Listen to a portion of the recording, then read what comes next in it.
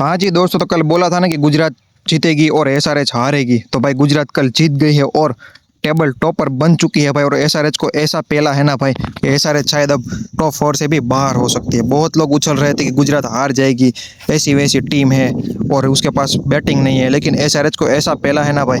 कल जब पहली इनिंग खत्म हुई ना तो बहुत लोगों को लगा कि एसआरएच इजीली चेस कर जाएगी, लेकिन गुजरात के जो बॉलर है ना भाई, रबाडा, सिराज, यार ऐसी बॉलिंग कर रहे हैं ना भैया, टेस्ट मैच की बॉलिंग कर रहे हैं। सामने वाले बैट्समैन की गांड फट रही है भाई। बॉल खेलने से पहले डर रहे कि भाई क्या हो जाएगा, क्या कर देगी हमारे साथ। एसआरएच के कल ऐसा पप्पू अड्डा उसकी गांड में घुसा दिया ना भाई कि अभी ये उठने वाले हैं नहीं यार।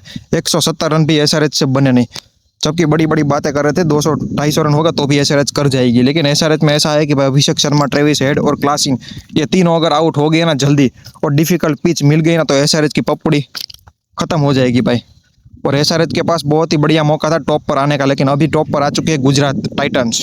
और भाई गुजरात को अभी टॉप 4 से टॉप 2 से हटाना बहुत ही मुश्किल होने वाला है सभी टीमों के लिए, क्योंकि भाई गुजरात की जो बैटिंग लाइन तो उसकी मजबूत थी, लेकिन जो बॉलिंग अभी कहर मचा रही है ना वो भी अहमदाबाद के स्टेडियम में, और इस बार तो फाइनल भी अहमदाबाद में रखा हुआ है। तो गुजरात का फुल एडवांटेज मिलने वाला है भाई।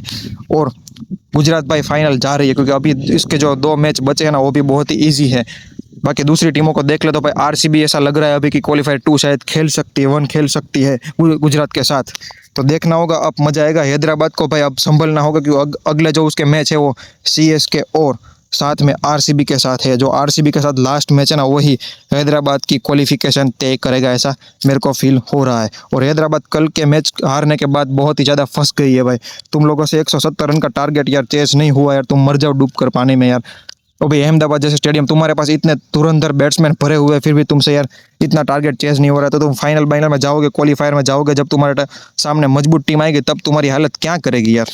तो हैदराबाद को सोचना पड़ेगा भाई।